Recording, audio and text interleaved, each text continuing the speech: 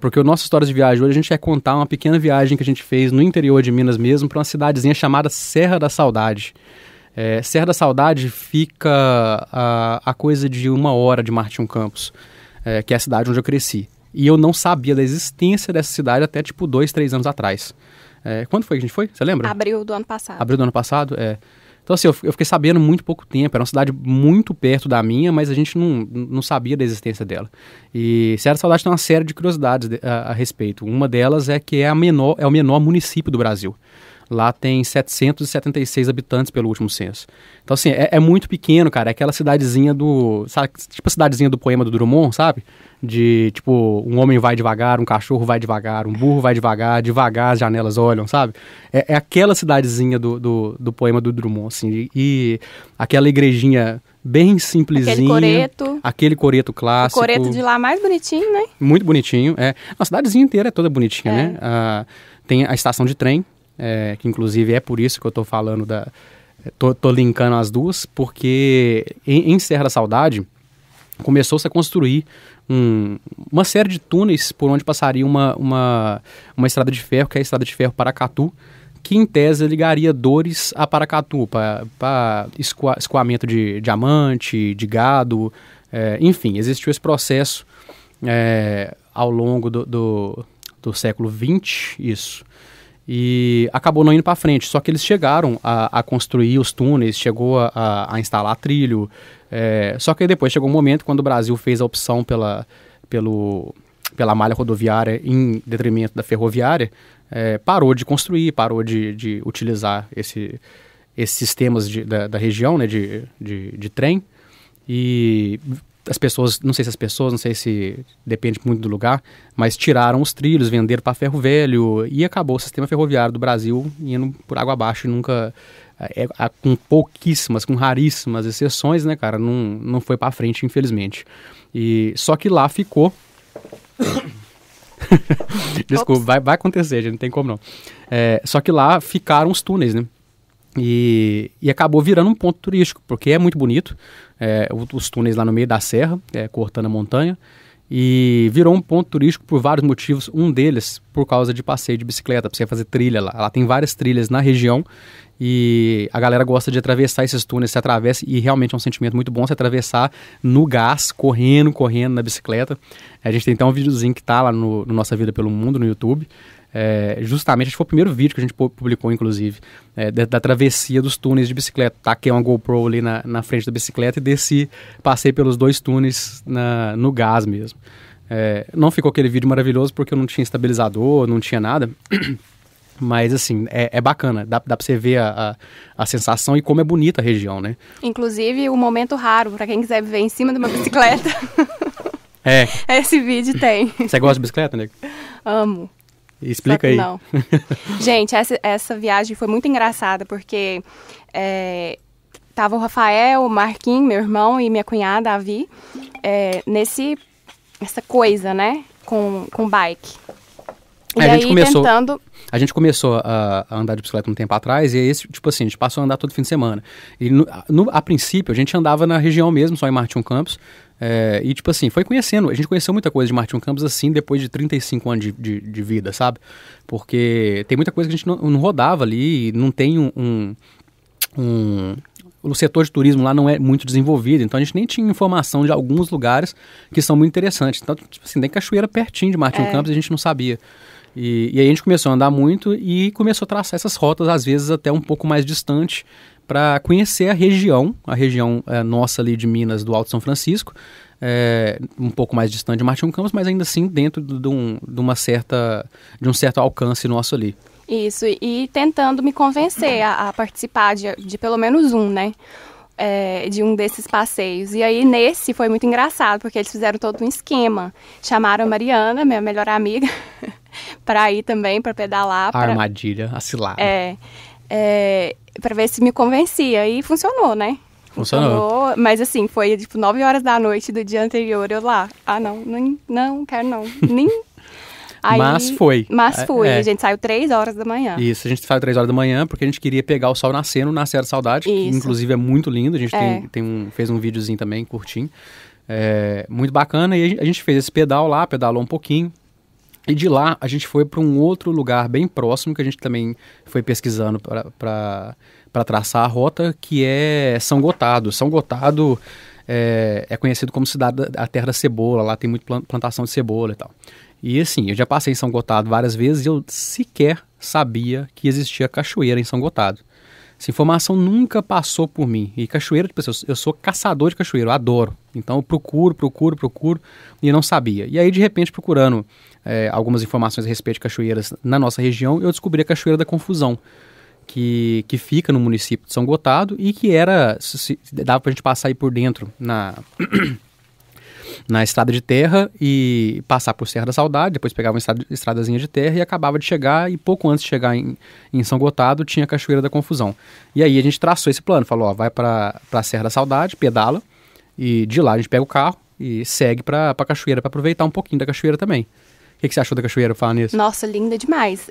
Assim, ninguém esperava, né, aquela cachoeira. Ninguém esperava, Ninguém esperava, é uma cachoeira muito bonita, escondida ali. E tem um volume de água grande, ela é a parte, o aspecto dela é todo bonito, sabe? Assim, a maneira como ela cai, ela é num ambiente muito fechado. E assim, a gente estava indo para lá, só que a gente não sabia como chegava. A informação, como eu disse, assim, a gente nem sabia da existência da cachoeira até um pouquinho antes. Não tem placa, não tem nada, não tinha nada que indicava pra gente com precisão como chegar lá. Então a gente errou o caminho 10 vezes. E aí chegavam na fazenda, chegavam no fim da linha lá, chegavam na fazenda, os caras, né, que não, volta e depois segue e tal. E assim que a gente foi procurando. E aí de repente a gente chegou numa descida, uma descida que dava pra ver lá de cima, que era bem acentuada, era bem íngreme. E eu fiquei com um pé atrás, porque eu vi que tava com cascalho novo e tal, e a gente tava num carro emprestado, a gente tava numa Palio Weekend da Mariana, né? Isso, e foi aí que começou, né, a aventura. A aventura começou aí. A partir desse momento. Assim, esse dia foi dividido em duas aventuras. Foi a bike, ali até esse momento, da gente chegar no início do caminho para a cachoeira. E aí começa a parte 2. E quando chegou nesse morro, eu fiquei com o pé atrás, não sabia se dava para descer, se não dava, e de repente veio subindo uma horda de motociclistas. Os caras fazendo trilha de moto, naquelas motos específicas para trilha, vieram subindo. E aí eles pediram para parar, eles pararam lá no topo do morro. E aí eu perguntei ao camarada, falei, dá para descer aqui de carro? Ele falou, dá, tranquilo, pode descer, tá de boa. Pra não falar que ele tava mentindo, descer até dava. O problema foi subir depois. Essa história a gente chega dela daqui a pouco. Mas a gente começou a descer, o cascalho era muito novo, o morro era muito íngreme, e o carro começou a dançar, começou a mandar a traseira para um lado, mandar a traseira para o outro, de um lado um barranco despencando, do outro lado o barranco subindo. Então, tipo assim, ou você batia e estragava a lateral do carro consideravelmente, ou você rolava barranco abaixo e capotava. Então a gente estava numa situação meio complicada. E aí no meio do morro tinha uma clareirazinha, tinha um espaço que dava pra gente entrar com o carro lá. E aí eu decidi entrar com o carro lá e deixar por ali. Falei, beleza, a gente acaba de chegar a pé, porque na pior das hipóteses a gente vai ter que subir só meio morro. A gente não precisa subir o morro inteiro depois, que é uma coisa que eu não sei nem se vai dar certo. Deixamos o carro e fomos em direção. Detalhe, quando a gente estava lá em cima, os motociclistas falaram com a gente. Quando você estiver passando lá embaixo na fazenda do sujeito que é dono da terra da cachoeira, corta a volta, porque o cara é muito sistemático, o cara é chato demais, ele vai causar problema pra vocês, ele arruma problema pra gente direto e tal. E a gente já foi assim, né, com o pé atrás. Eu tava com medo. Todo mundo com medo do que ia acontecer, morrendo de medo. De chegar lá, o velho tá com uma espingarda apontado pra gente. A expectativa era por aí, a gente tava esperando alguma coisa desse tipo mesmo, um bacamarte, né, não é espingarda, aquela espingarda tipo do Chico Bento, sabe? A expectativa era essa aí. E fomos descendo, andamos muito. E um sol assim, delicioso. E enfim, assim, a ideia era a gente seguir o conselho dos motociclistas e desviar o caminho. Só que quando a gente chegou lá na parte onde fica a fazenda, o fazendeiro e a família dele já estavam de lá de fora. Então eles já tinham visto a gente. Eles estavam esperando a gente. Eles já tinham visto a gente. A gente falou, agora fica sem graça, né, cara? Você tá no terreno do cara e você corta caminho na frente do cara, é sem graça, né? É muita cara de pau, Muita cara de pau. Vão acabar de chegar e agora a gente conversa, né? E beleza, chegamos lá embaixo, é um senhorzinho assim de quase 90 anos de idade, Muito, mas muito gente boa. Um cara muito tranquilo. Perguntou o que a gente tava fazendo lá, a gente falou que tava indo pra cachoeira e falou, nossa, vocês vão gostar muito da cachoeira. E começou a contar a história pra gente. E deu dicas pra gente, deu muita né? dica. E sim, infelizmente era época do Covid, né? Então a gente tava mantendo uma certa distância, porque era o senhor de idade. É verdade. E a gente não tava ainda nem vacinado. Eu não lembro se eu tava.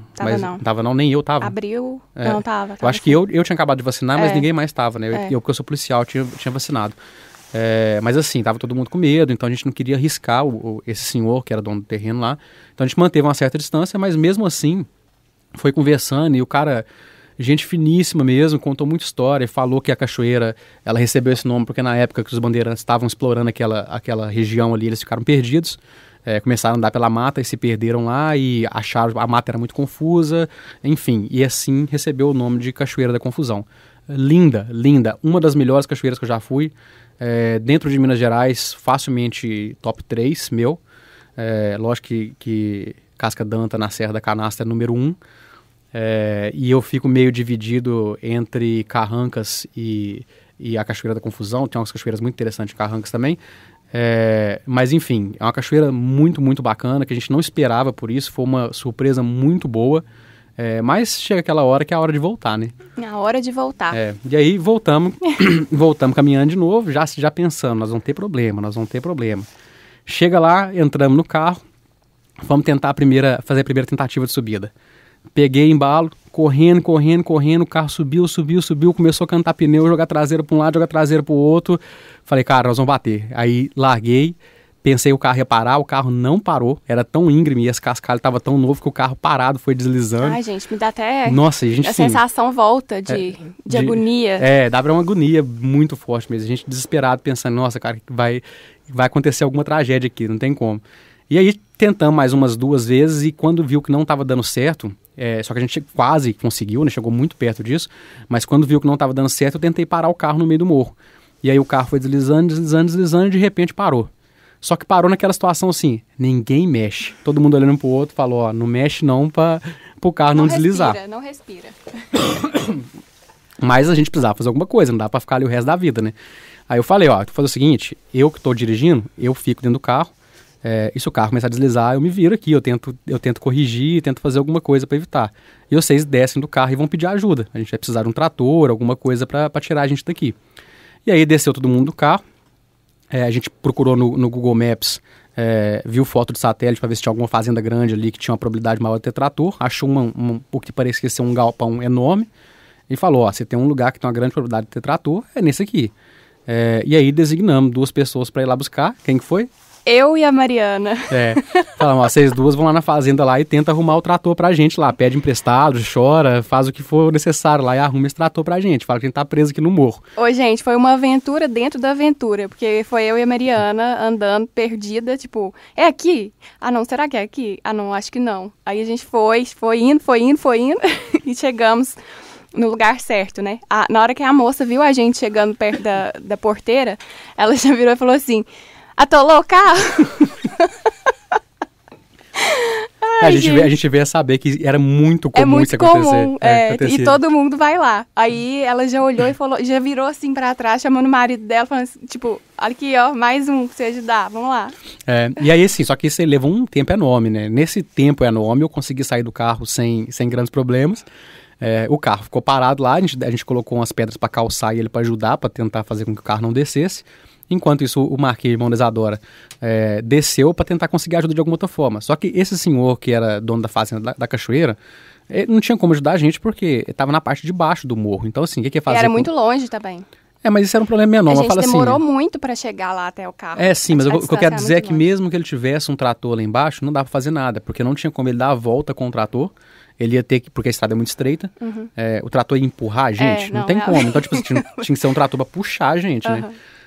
Só que assim, o Marquinhos desceu pra ver se conseguia telefone, porque a gente não sabia se as meninas iam conseguir trator. Era domingo isso. Era domingo, o quê? Já era umas 5 da tarde isso aí? Era umas 5 da tarde, Então, tipo, oficina, se tivesse... Eu não lembro se a gente chegou a achar. A gente chegou a ligar pra reboque. A gente ligou pra 2 reboques e os caras se recusaram aí. Se recusaram. Eles falaram, eles já conhecem, né? Eles conhecem o morro. Eles falaram, a gente não consegue tirar o carro daí. Vai ter que ser outra coisa, tem que ser um trator. O reboque não... Se eu descer com o reboque aí, o reboque não sai. Isso. E aí, tipo assim, os caras recusaram e a gente tava tentando a alternativa, né? Então, o Marquinhos foi lá pra ver se conseguia ligar pra alguém pra ajudar a gente. E enquanto isso, eu e a Mariana lá na outra fazenda... pegando o trator.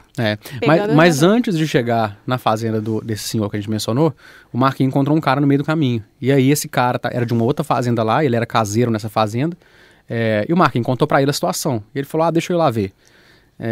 Chegou lá, a gente tava naquela situação e tal, aí ele olhou meio sem graça, e a gente perguntou a ele, você sobe aqui de carro? E ele falou, eu tenho um Unozinho, eu subo aí, não é fácil não, mas dá. Aí nós falamos, cara, mas ele falou, de jeito tem, mas não é fácil mesmo não. Aí a gente contou pra ele que o carro era emprestado, que era complicada a situação e tal, que a gente não queria estragar o carro emprestado e tal.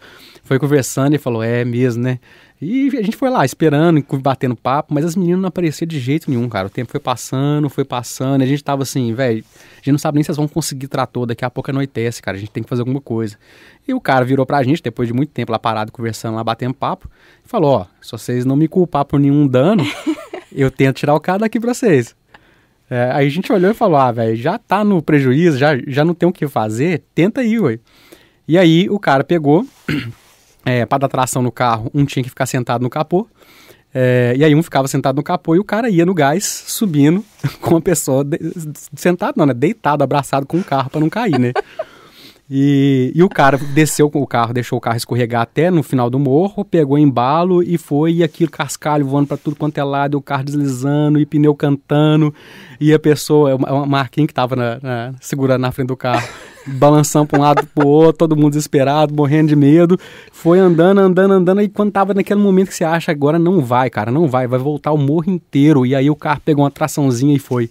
E a gente conseguiu sair desse morro dessa forma. Ô, gente, e agora imagina a cena, parecendo filme. A gente chegou com o trator exatamente na hora que o cara tinha acabado de sair do carro, você lembra? Foi. Assim, o carro chegou no topo do morro, o cara desceu, o trator apontou. E a gente apontou. Não. Foi assim, foi uma frustração, mas, né... E o cara do trator rachando de rir também, da situação. Aliás, um agradecimento aos dois, Flávio e Daniel. Nossa, você lembra o nome? Eu tava tentando. Eu tenho o nome deles anotado, cara, porque a gente tem uma publicação no Nossa Vida pelo Mundo lá no Instagram que a gente agradeceu a eles. Foi mesmo. Então, se vocês estiverem ouvindo a gente aí, muito obrigado pela ajuda. Esse é o tipo de coisa que a gente sabe que a gente pode contar em Minas, né, cara? Não é em todo lugar, mas tipo assim, você precisa de ajuda no interior de Minas, é só andar e conversar com alguém que você vai acabar conseguindo essa ajuda, né, cara? E foi eles que tiraram a gente de lá no fim das contas, né? Ai, gente, foi muito engraçado, mas eu vou tentar encontrar o vídeo. Eu e a Mariana no trator. Tipo, a coisa mais aleatória, né, que aconteceu, a gente saiu pra andar de bicicleta e tava andando de trator. É isso aí, né, cara? E assim, acho que eu nunca... meu sangue nunca ferveu tanto, igual numa subida daquela ali, de ver o carro balançando pra um lado, pro outro. Nossa, foi assim, falei, vai acontecer uma tragédia, cara, não tem jeito. E aí, a tragédia podia ser duas coisas, né? Podia ser um acidente que machucasse alguém, ou podia ser financeiro. E pro Rafael, gente, o que será que é pior? Mas sabe o que eu acho pior? O pior não é nem o dano ao carro, é o fato do carro ser emprestado. Não, isso realmente. Aí dá aquela, tipo assim, você fica, sabe, junta tudo. Sabe, você fica muito sem graça de devolver um carro. Beleza, você vai consertar, tá tudo certo e tal, mas independente disso... Mas a dor de cabeça, pra pessoa, né? Mas eu acho assim, é sem graça mesmo assim. Mesmo se não for uma dor de cabeça, a gente conhece de onde? A gente sabia que não ia ligar, não ia preocupar nada. Arruma aí, tá tranquilo, não tem problema nenhum. Mas assim, independente disso, a gente fica mal, né? A gente fica mal porque, a gente pegou um carro emprestado, a pessoa foi gente boa, você vai lá e devolve o carro estragado, né, cara? É complicado, mas deu tudo certo, não deu um arranhãozinho no carro, ficou tudo tranquilo e virou história pra gente contar aqui hoje, né?